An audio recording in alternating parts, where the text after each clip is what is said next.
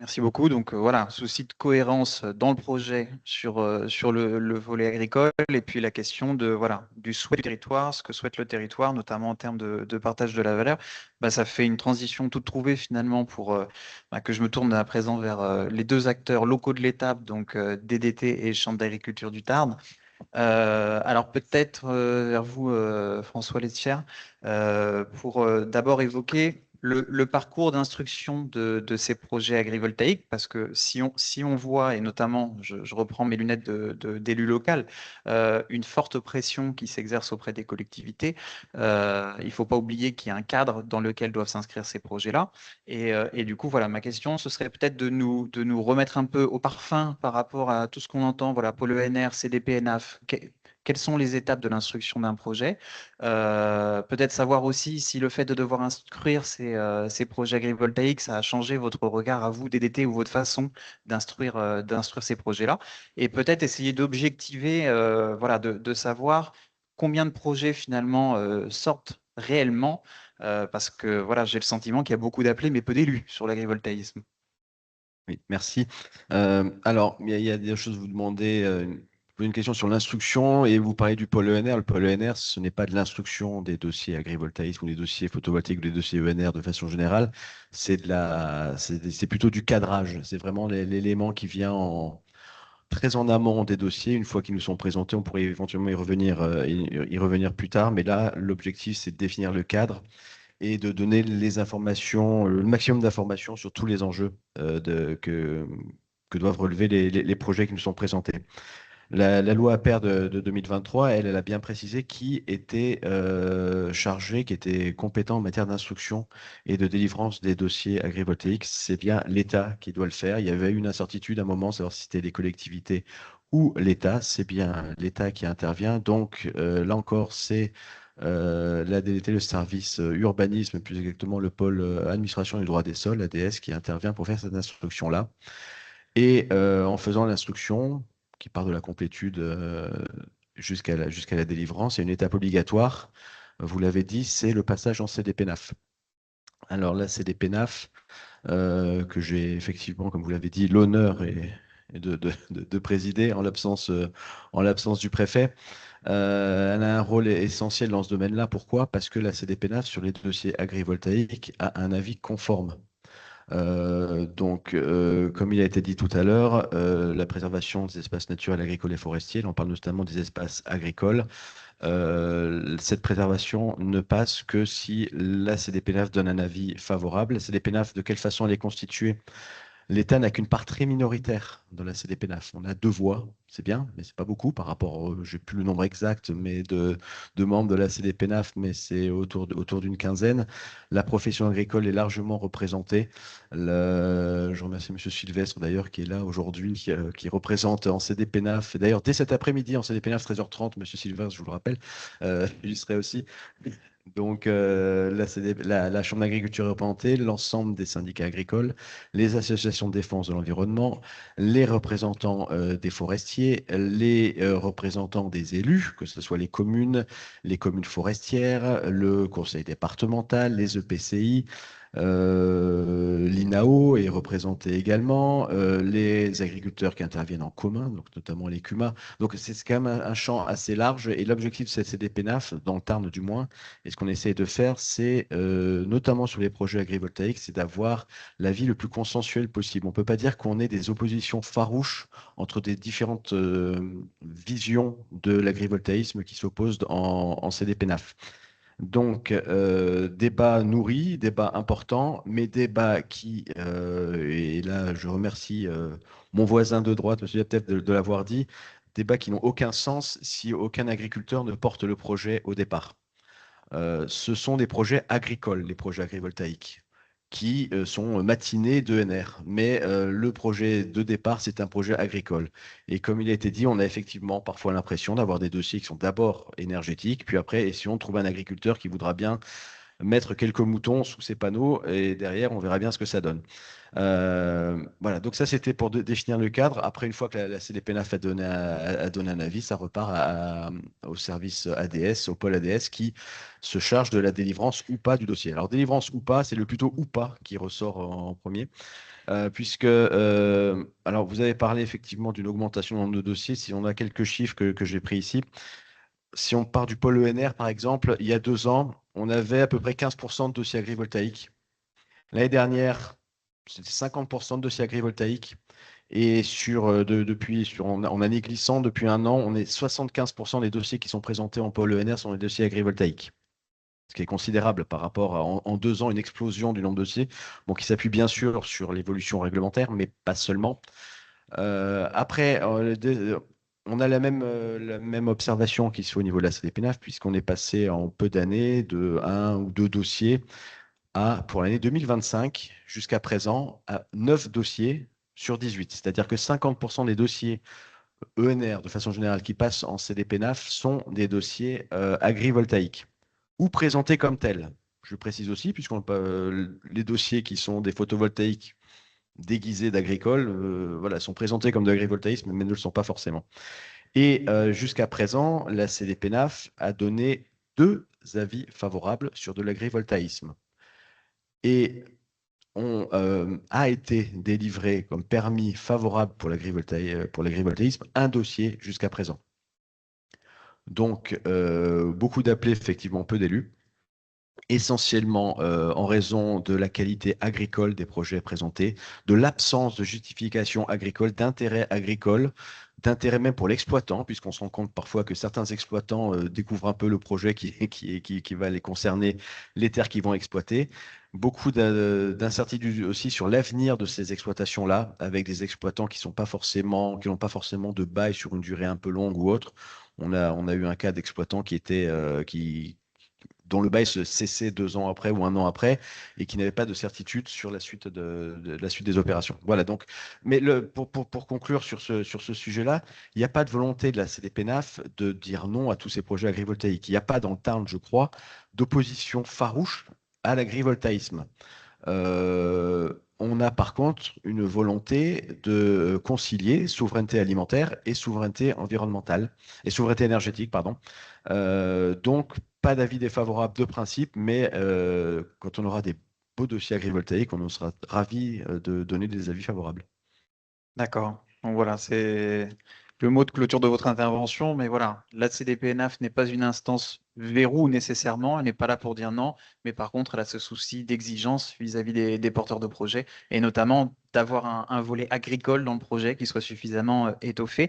Alors, ça amène ma question suivante. Est-ce que vous constatez, alors c'est une question que je peux adresser à la DDT, mais aussi à la Chambre d'agriculture, est-ce que vous constatez une montée en gamme justement sur ce versant agricole, ou même plus généralement, mais une montée en gamme, une solidité accrue des projets sur ce volet agricole, des projets qui vous sont soumis?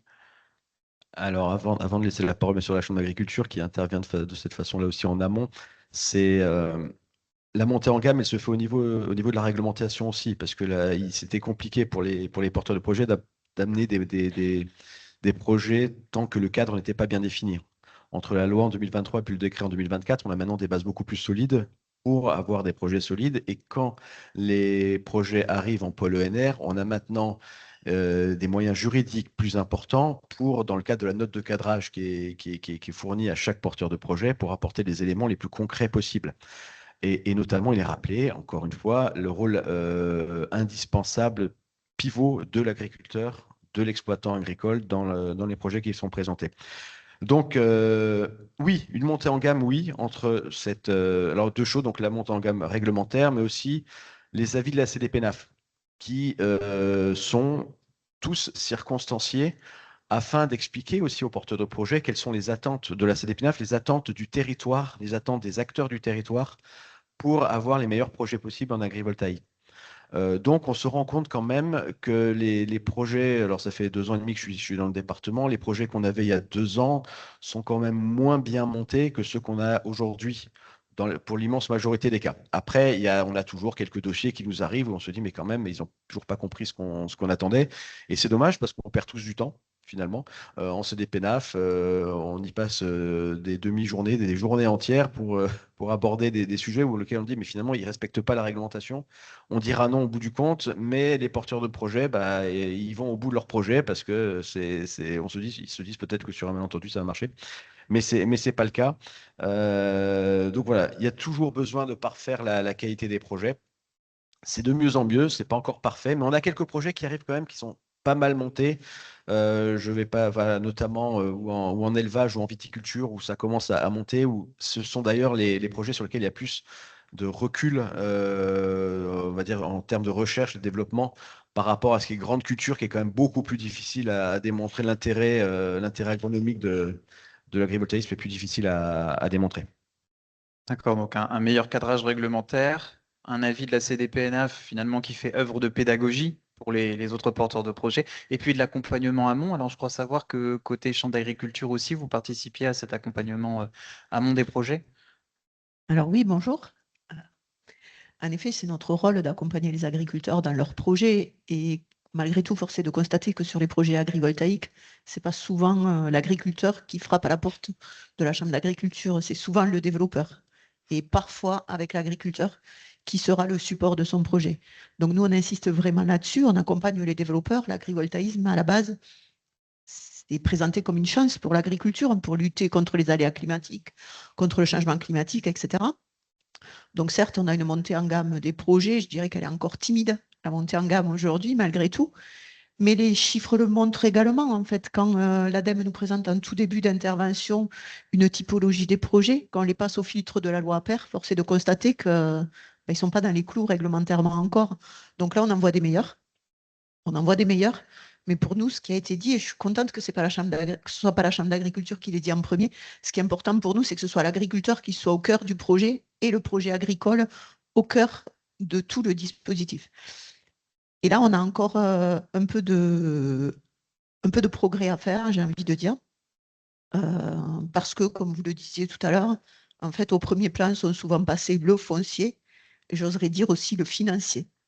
Qu'on parle également de risques pour la spéculation foncière, quand on voit les prix de location des terres agricoles et les rémunérations que touchent les propriétaires qui vont faire le choix d'accepter la pose de panneaux chez eux, forcément, ça a des enjeux qui nous dépassent aujourd'hui et sur lesquels les productions agricoles, quand Marine disait en début d'intervention, on est en plus dans un département et dans une région où les revenus sont bien en deçà des revenus français.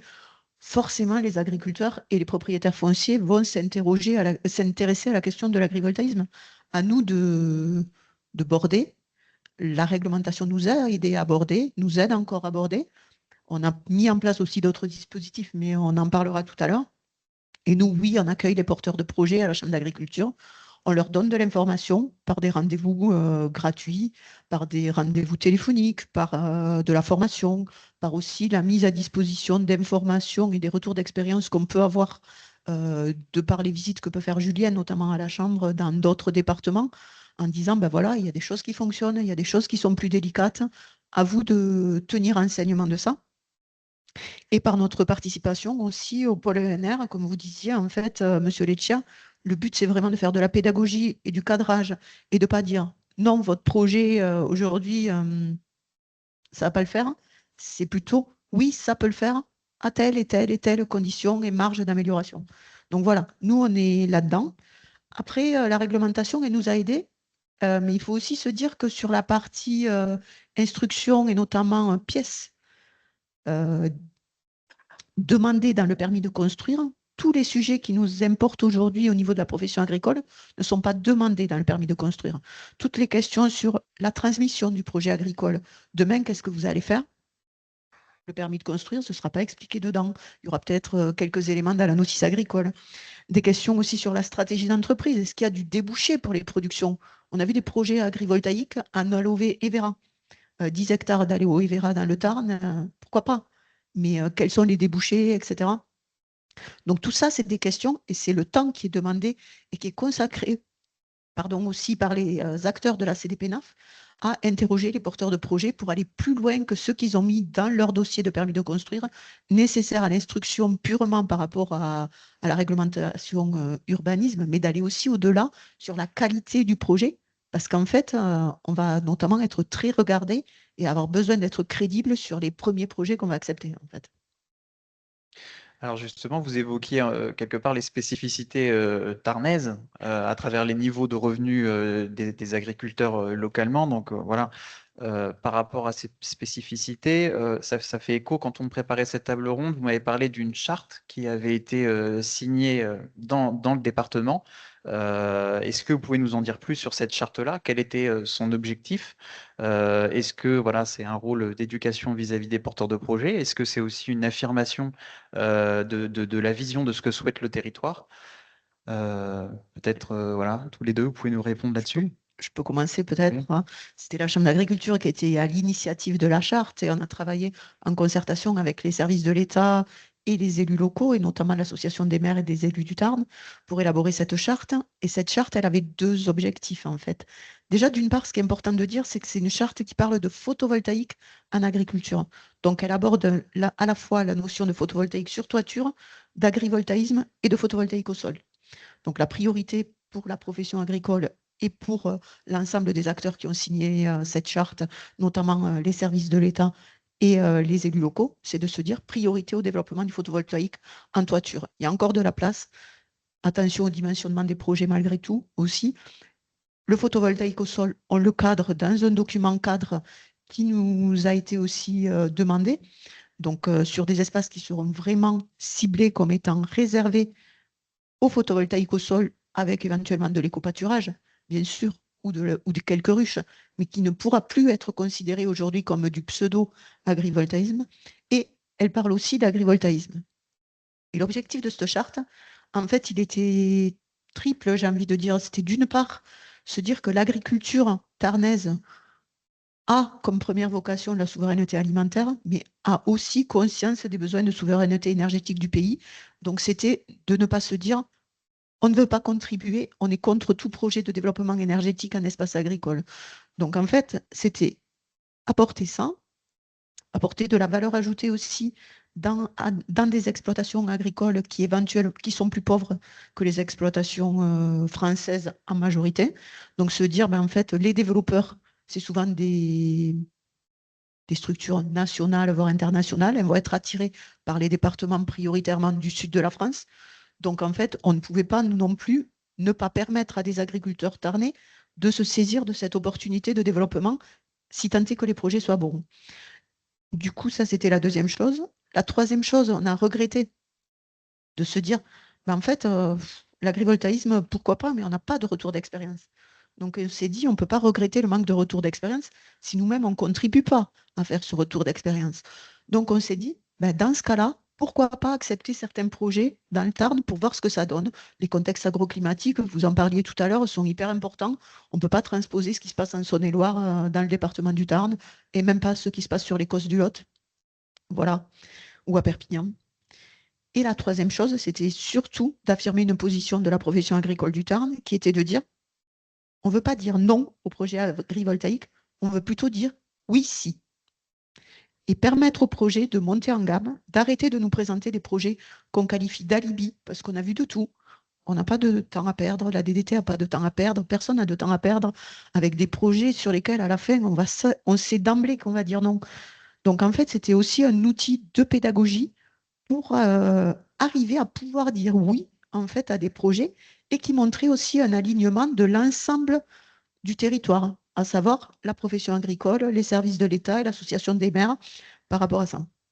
Et du coup, juste sur cette charte, c'est une charte qu'on a signée, enfin non, pardon, c'est une charte qui a été signée en janvier 2025 par le préfet du Tarn, par le président de la Chambre d'agriculture et le président de l'association des maires.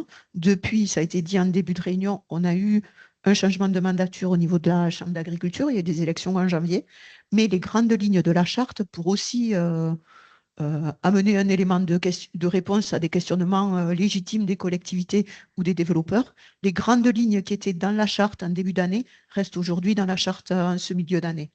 Donc voilà. Oui, pas grand-chose à ajouter forcément, mais en disant que cette charte ne change pas la façon dont sont instruits les dossiers agrivoltaïques, hein, qui sont déposés. C'est bien que ça rappelle quand même la priorité qui est donnée au photovoltaïque sur toiture, notamment sur toiture existante, parce que là aussi, on a eu quand même une explosion c'est pas dans le champ du sujet, mais une explosion du nombre de bâtiments photovoltaïques demandés qui passent aussi en CDPNAF.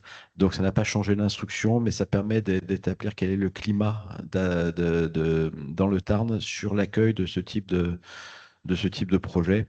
Et c'est notamment la raison pour laquelle l'association des maires a signé également ce document pour montrer que ce n'est pas juste un sujet agricole, mais c'est aussi un sujet d'aménagement du territoire qui est aussi à la main des élus locaux.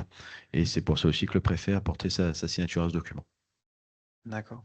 Alors effectivement, Madame Bou, vous nous parliez des projets à Libye, hein, et c'est effectivement l'héritage que traîne avec elle cette filière agrivoltaïque, enfin, voilà, et qui fait qu'aujourd'hui on a du mal à comprendre ce que c'est l'agrivoltaïsme et en quoi mettre des panneaux, ça peut avoir une valeur ajoutée pour la production agricole. Alors un des arguments, en tout cas un des leviers qu'on active, nous, conseillers générateurs, quand on intervient auprès des élus, c'est cette question de l'ancrage local, des retombées locales, et à travers ces retombées locales, voilà, se pose naturellement la question du partage de la valeur, alors avec l'exploitant, avec la collectivité.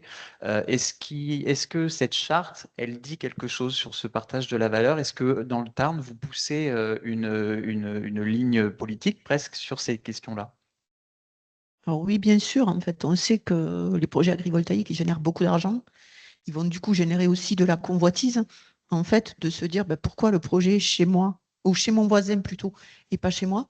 Et on sait que comme beaucoup de grands projets, on va avoir des levées de boucliers aussi d'opposants par rapport à ces grands projets.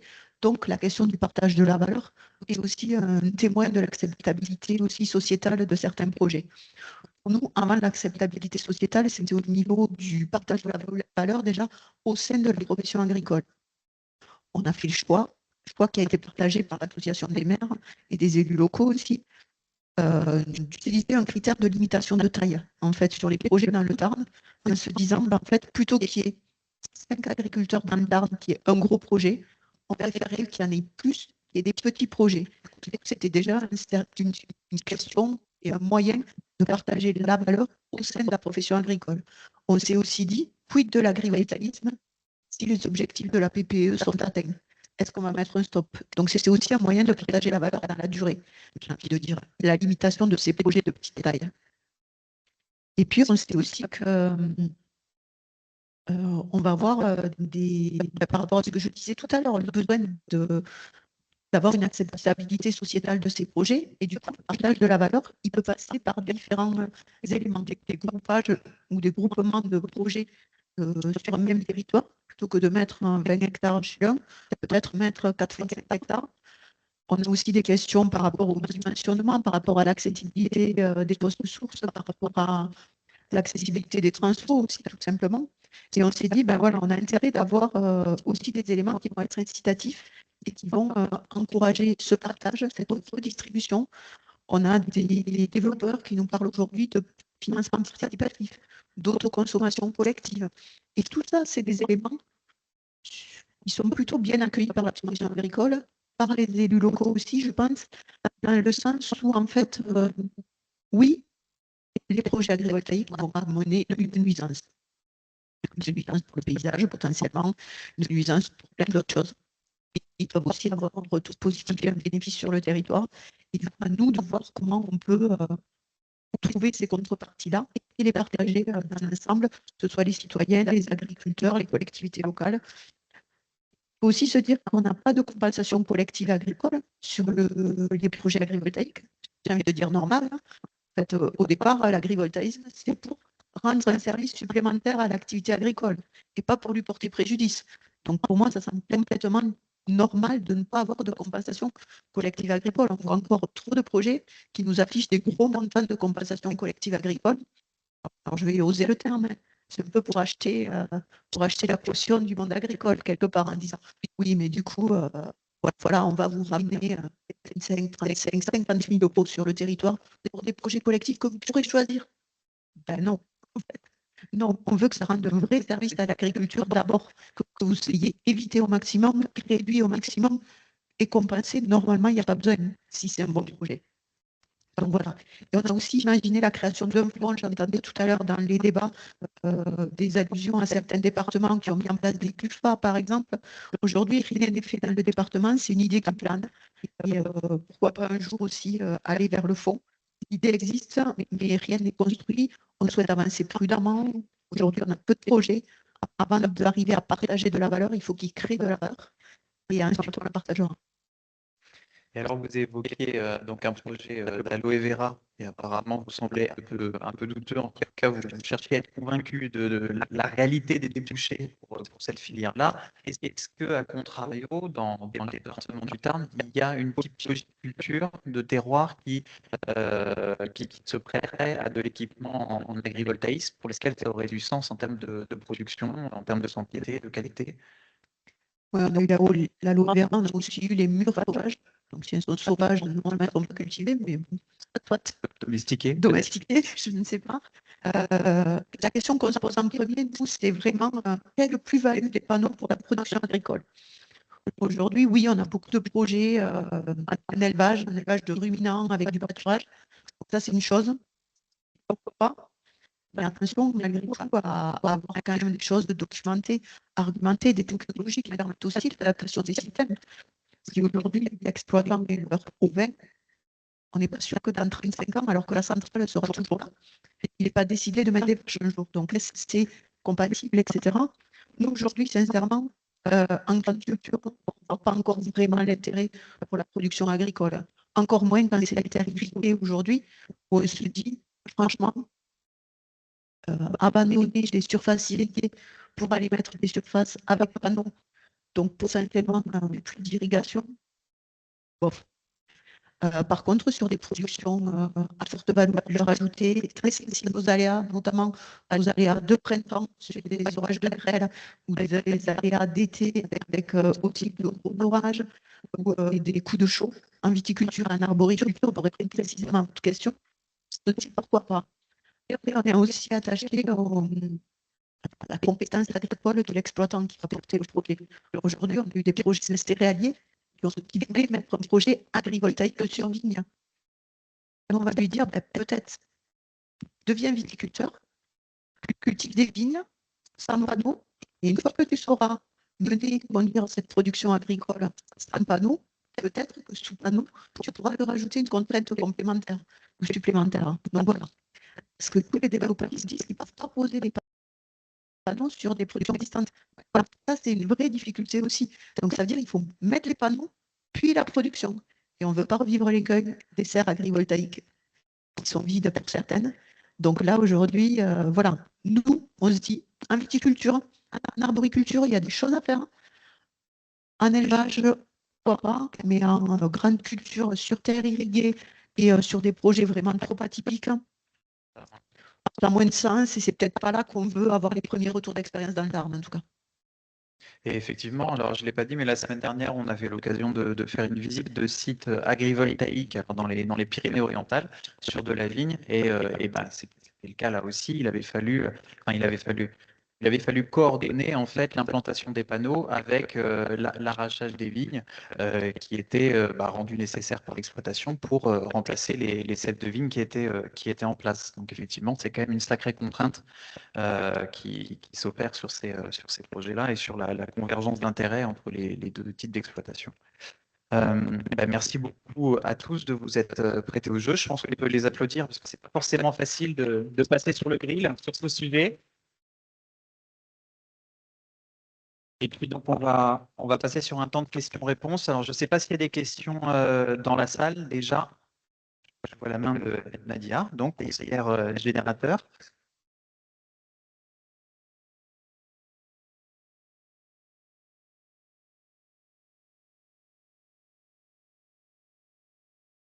Merci de votre intervention.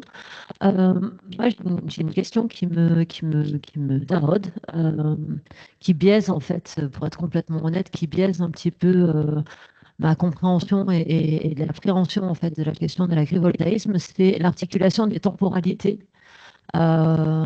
du secteur agricole et les temporalités d'amortissement des unités de production, sur les temps d'amortissement des investissements sur une unité de production donnée et l'adaptabilité nécessaire soit par les questions de transmission, soit par les questions de changement de conduite. Voilà, comment ça déjà ça peut être envisagé, pensé, et comment c'est traité en termes d'instruction, parce qu'il n'y a pas d'éléments légaux par rapport à ça. Et l'autre aspect qui biaise fort, c'est les questions de... Vous avez abordé la question de la spéculation foncière, l'articulation avec le droit du sol et la sécurisation du foncier, pas tant pour les propriétaires exploitants, mais pour les fermiers et les questions que ça pose sur les baux ruraux. Voilà, merci. Qui se lance? Si vous voulez, je peux commencer, effectivement, si vous voulez compléter. Alors déjà, pour la projection dans le modèle économique côté développeur, grosso modo, en fait, un développeur, quand il développe un projet agrivoltaïque, il a deux manières de le valoriser. Soit il va le valoriser par ce qu'on appelle les appels d'offres de la CRE, la Commission de régulation de l'énergie. Donc, il obtient un tarif, s'il est lauréat, de complément de rémunération en fait, par rapport à ce qu'il vend sur 20 ans.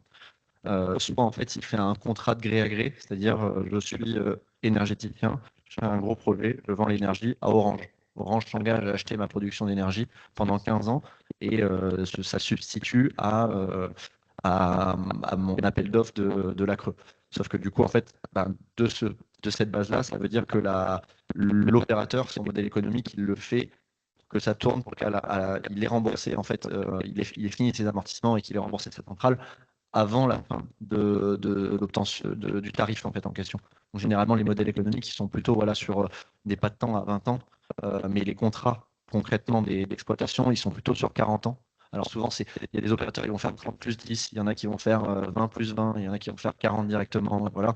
Mais en fait, le 40 ans, c'est plutôt parce que le fournisseur de panneaux garantit que le panneau, il va produire à peu près 85% de ce qu'il produisait à la base à partir à 25 ans ou à 20 ans. 30 ans. Et voilà. Et du coup, en fait, dans l'idée, c'est que les modèles économiques, si on a rentabilisé l'opération à 20 ans, quand bien même on a moins de tarifs si on doit vendre sur les prix de marché, en fait, on est quand même positif en tant que développeur à faire ça. Et donc, en fait, généralement, le développeur s'oriente là-dessus. Après, pour la deuxième partie de la question, sur comment l'accès avec l'exploitation agricole, c'est là où c'est un vrai sujet. C'est-à-dire que, vous l'avez dit tout à l'heure, hein, c'est typiquement, je suis développeur, enfin moi je ne suis pas développeur, mais je prends la tête du développeur, la casquette développeur, et je vais faire un projet avec un éleveur ovin, il paraît peu envisageable, au vu des définitions de la loi APER, d'envisager un projet strictement adapté qu'à l'élevage ovin. Parce que l'élevage ovin, en fait, on sait que les bêtes, les ruminants, ils vont être bas, on sait que potentiellement, on va pouvoir faire de la pâture intensive et on n'aura peut-être pas trop besoin de mécanisation, en tout cas moins que sur d'autres travaux, et en fait, ça, c'est quelque chose qui n'est pas adaptable en fait. Donc c'est là où on ne rentre pas dans le revenu durable de l'agriculture qui est donné dans la loi APER. Et donc en fait, les projets à venir, ils visent en fait à être adaptables. Donc en fait, un projet qui va être travaillé sur un élevage ruminant petit, théoriquement, il est censé travailler aussi pour pouvoir permettre à l'exploitation de faire une évolution. Après, par contre, il y a des limites, c'est-à-dire qu'une exploitation qui est dans un système prairie avec de l'élevage ovin, ça sera difficile de demander à l'opérateur de s'adapter à ce que la personne passe à planter des vergers de pommes. Parce qu'en fait, elle ne peut pas non plus arracher les panneaux, même si, alors, les panneaux, les installations, je ne l'avais pas dit au début, il y a un engagement de réversibilité. C'est-à-dire que les installations, l'opérateur, il est engagé, il met il a un dépôt en fait, de consignation, voilà, pour que le projet soit démantelé à la fin.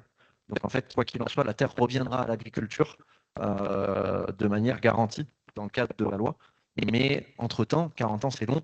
L'exploitant, il a le temps de changer. Et c'est là où on va réussir à pouvoir envisager des projets qui sont suffisamment espacés, suffisamment surélevés, avec potentiellement le pilotage. Moi, je suis plutôt très favorable au pilotage parce que ça permet de la modulation. C'est-à-dire que je travaille sur de la prairie, ça ne sera pas pareil que si je travaille sur de la grande culture, par exemple, où il y a plus de besoins en effacement pour la lumière, etc. Donc voilà, l'enjeu, c'est que l'adaptation de l'exploitation, c'est plus qu'il faut une techno qui soit plus espacée, plus rehaussée, avec potentiellement du pilotage pour pouvoir s'adapter dans l'exploitation. Et après, le dernier point, c'était sur le rural, du coup, vous disiez. Oui, sur les contrats et en fait, actuellement, il n'y a pas une imposition légale à l'opérateur de signer, de garantir un bail rural.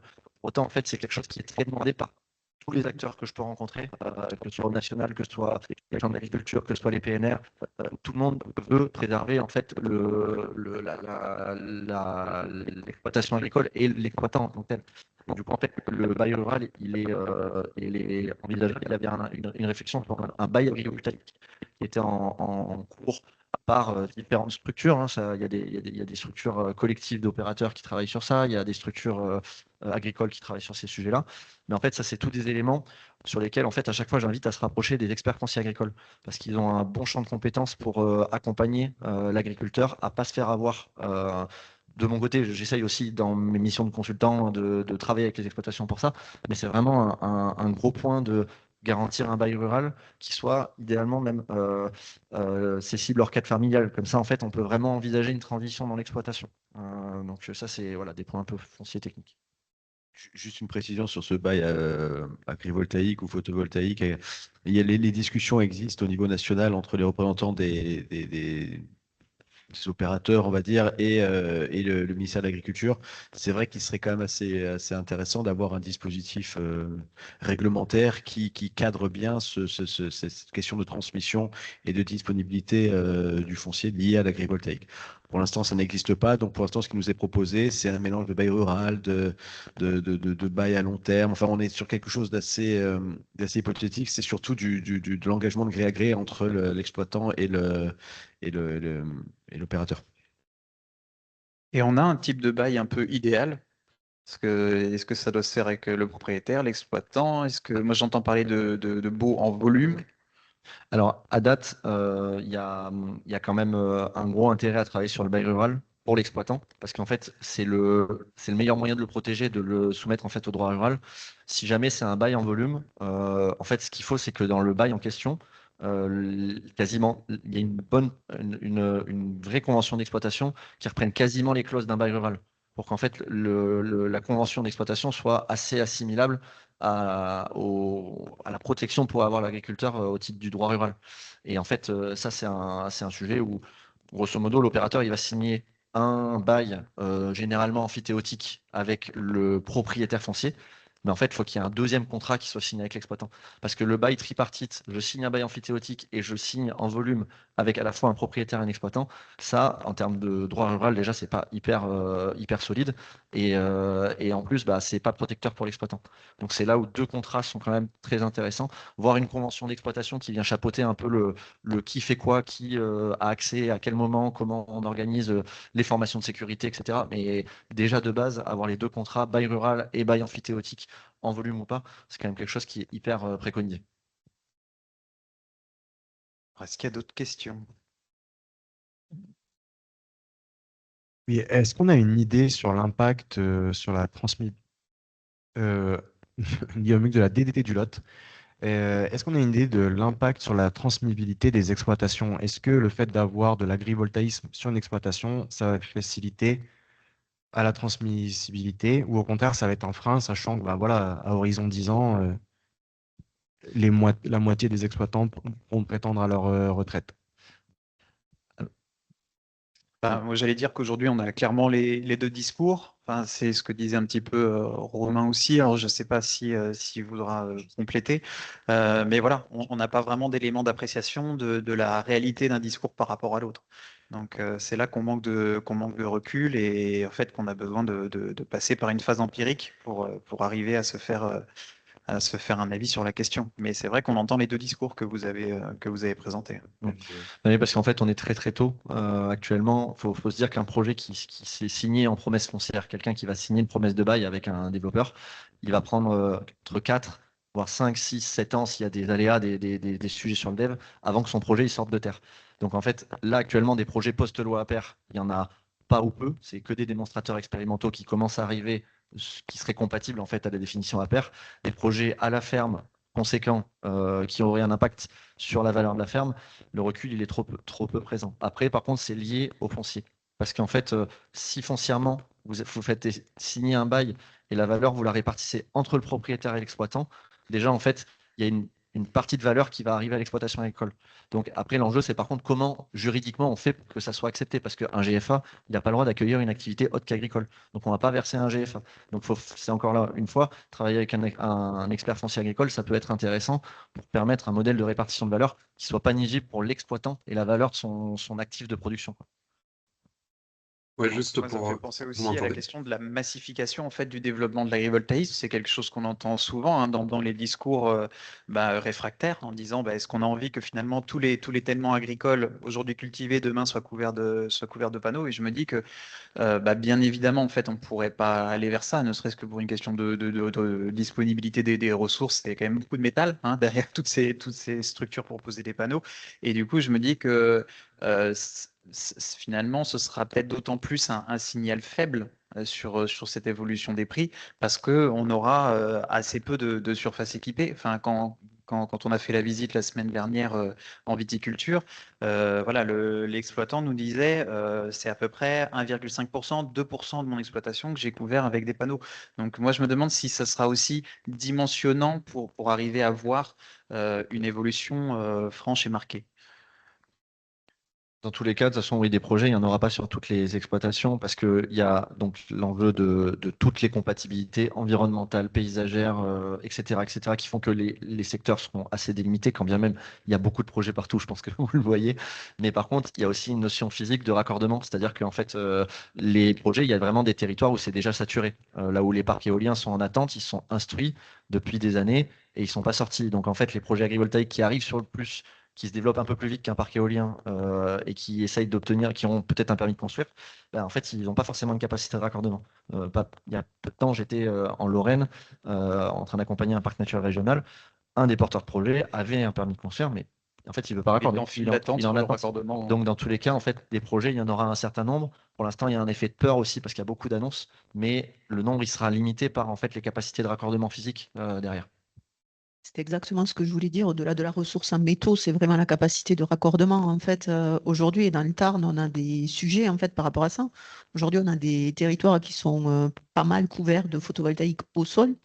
Et aujourd'hui, il est compliqué de raccorder les toitures des agriculteurs pour leurs bâtiments agricoles parce qu'il n'y a plus de place. Et aujourd'hui, développer un poste source, trouver de la place sur le poste source, c'est un pas de temps de 7 à 8 ans. Aujourd'hui, on ne peut pas attendre 7 à 8 ans pour accorder une toiture de bâtiment agricole. Donc, il faut nécessairement trouver des solutions aussi. Et je pense que ces questions de raccordement, d'accès au réseau, de stockage aussi, parce qu'aujourd'hui, les énergies renouvelables ne se stockent pas ou mal, on va dire. Il y a des avancées là-dessus.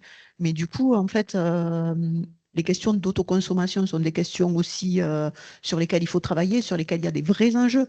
Ce n'est pas l'agrivoltaïsme en soi qui va amener ces réponses à l'autoconsommation.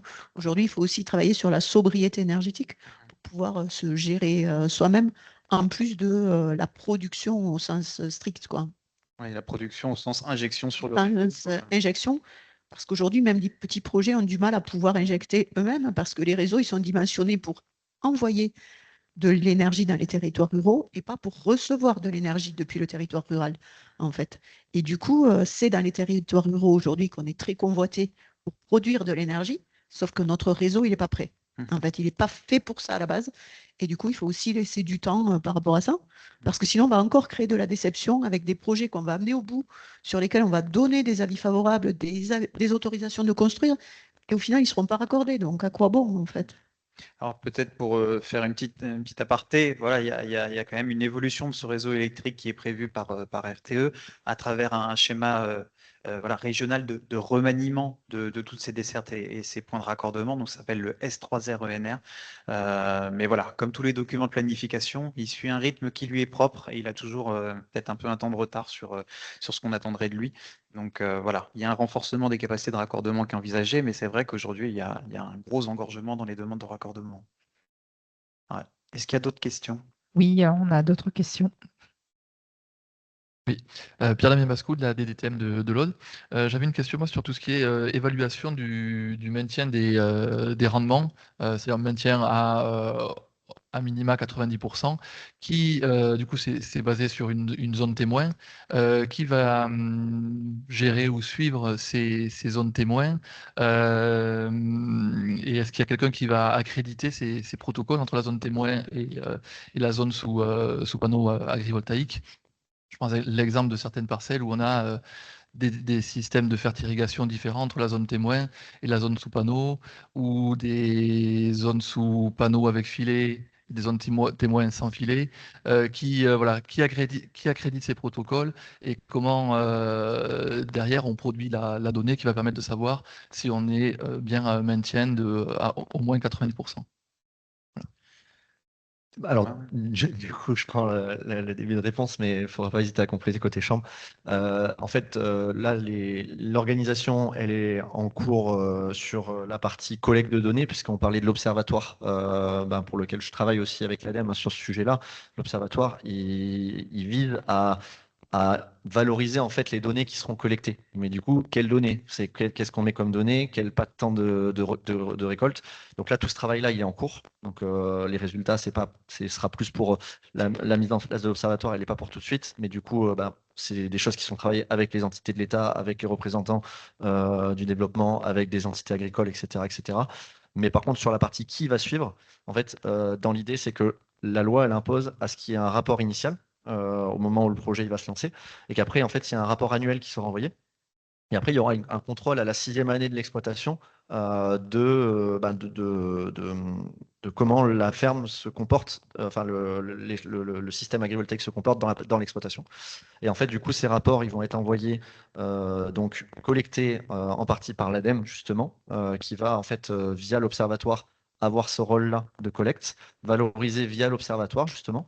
Et après, du coup, il y aura aussi des mécanismes de contrôle, si je ne me trompe pas, de la part des services de l'État. Parce que du coup, en fait, la loi APER, en fait, et les décrets applicatifs le mentionnent. Donc après, côté DDT, je ne sais pas si vous avez pu avoir connaissance de la note d'instruction du 10 février. Donc, il commence à préciser ça, mais elle ne vient pas dire exactement il faudra que le suivi soit fait comme ci, comme ça. Donc, pour l'instant, les bureaux d'études, ils ont un peu à leur discrétion proposé des protocoles. Il n'y a pas encore un protocole clair qui dit une installation en élevage, vous mettez des capteurs Pirano pour voir la luminosité, vous mettez des capteurs pour ci, pour ça, vous mesurez ça à telle échéance. Ça, c'est encore des travaux d'amélioration de la filière qui vont arriver dans l'année ou dans les 2 années qui viennent, quoi. Vraiment de protocole accrédité où on dit qu'est-ce qu'on compare en fait. Non, pour l'instant, il n'y a pas de C'est- protocole ni d'entreprise accréditée. C'est-à-dire que, pareil, en fait, est-ce que c'est uniquement des compétences qui relèveront Enfin, pour l'instant, ce n'est pas le cas. En tout cas, ce ne serait pas que la chambre qui ferait des suivis. Mais du coup, en fait, ça ne serait pas non plus un bureau d'études certifié parce qu'il n'y a pas de certification sur ce sujet-là. Donc, c'est pareil, c'est des éléments qui sont de discussion au national pour voir un peu comment on peut faire pour que le suivi soit vraiment véridique et garanti, quoi.